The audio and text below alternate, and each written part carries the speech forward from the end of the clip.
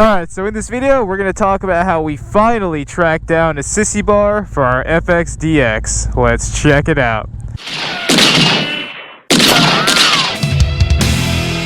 What's going on, YouTube? FXDL's Brooklyn is back in the building, and we are coming at you from a glorious moment where we have finally tracked down a sissy bar for your girl Jenny, so she doesn't have to be miserable on the back of this bike, and I don't have to be miserable with her pulling on me at high speeds. Shout out to the Nassau County Harley-Davidson for somehow having a part that is over 2 decades old at this point in stock. That being the very rare low sissy bar, as well as the backrest. It's really hard to find the low ones. The high ones you can still kind of find, but these are really rare to come by. And shout out to the man himself, Peter Guns, for hooking me up with these brackets, which are also like impossible to find. So Jenny's got a sissy bar now. We're ready to ride, and we're gonna have some fun today. How's it feel? So good. And we do got to give a shout out to the road captain himself with his size small Dixon flannels. Man has dropped over 60 pounds. Brand new engine, high compression, 110 in this bike. Doing real good. Here we go. Let's get some miles.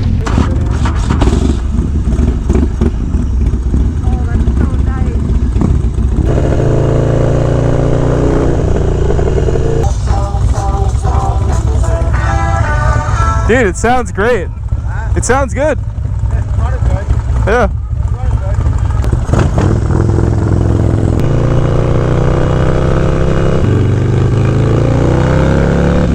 Oh my God. This bike feels good again. I feel like I have so much more control. Dude. I mean, I made a separate video about just the mistake that I made of running many miles with this bike without a sissy bar. But dude, I cannot tell you how much of a difference it makes to just have the leverage of her being held in place right now and not having the extra pressure of her holding on to me, especially just with how this bike pulls. And it's not even just the fact that I feel just, you know, more generally comfortable. Like, my wrists were getting super fatigued with her in that riding position. But I also just feel like I have so much more control of the bike. I'm able to throw the bike around the way it wants to be thrown around. So I didn't expect, I knew I would pick up the fact that I'd be more comfortable, but I did not expect to gain so much more control just with the simple upgrade of this sissy bar. And you know, Peter was telling me it was real hard just to even track down the brackets, and I just got to the point where, you know, I told Peter, I was like, dude, I cannot find these things anywhere. I tried so many different places. So he gave your boy a late birthday present. He hooked me up with a pair that he had. So shout out to Peter Guns for giving me the brackets for this sissy bar.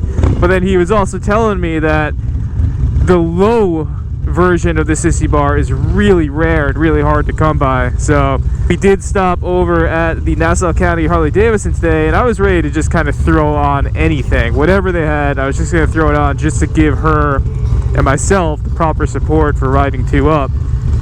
And shout out to the parts department over there, man, because they really took their time and were really thorough to go and pull out a sissy bar that I was actually excited to put on this bike, which was the more low profile version, which I did not expect the dealership to have. So that was kind of just the icing on the cake. So I'm very happy right now, again, just to have gotten a pretty rare part for this bike and having it pay off right now to just really enjoy this ride with my dad with his brand new engine. You know, I didn't do a video on it or anything, but through all the road trips and everything, he shredded through what was originally in there, which was a pretty worked 110. So he had it recently completely rebuilt. Heads were completely rebuilt.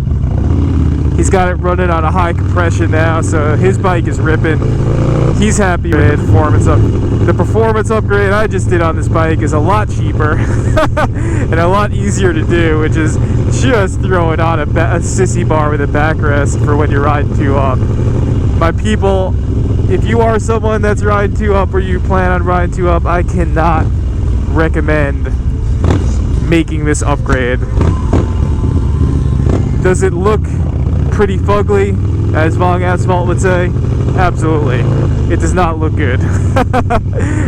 But I will take the looks of an old man backrest sissy bar over having to do the miles I've been doing lately on this bike, which is not comfortable. And how does the bike sound, you ask? Pretty good.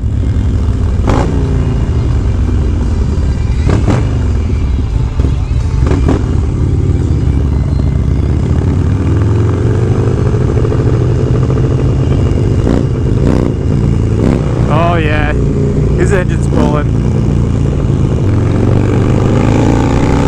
Alright, enjoy the ride.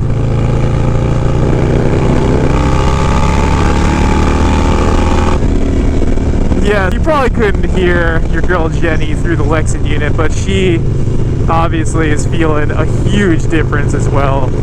And the first thing she said to me is, she's like, "Don't you feel a huge difference?" And yeah, I totally do. So that's the thing. And I can't remember if I felt this way when I put a sissy bar for the first time on my Lowrider S, but yeah, I'm just blown away on how much extra performance you get just in regards to handling, just from such a simple upgrade, dude. Unreal. But at this point, we're gonna enjoy this beautiful, oh, I don't think the camera picked that up, but beautiful hawk.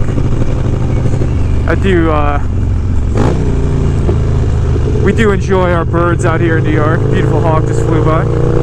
But yeah, we're gonna enjoy the rest of our North Shore ride up here. I'm glad that you all could be with me for a successful day of locating parts that are over 2 decades old.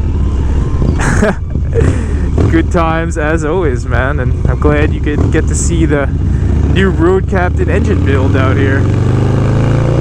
As always, stay safe, stay low, especially when you ride 2-up. Don't be an idiot like FXDLS Brooklyn and put in over 500 miles without a backrest or a sissy bar on your hot rod FXDX. And on that, FXDLS Brooklyn is out.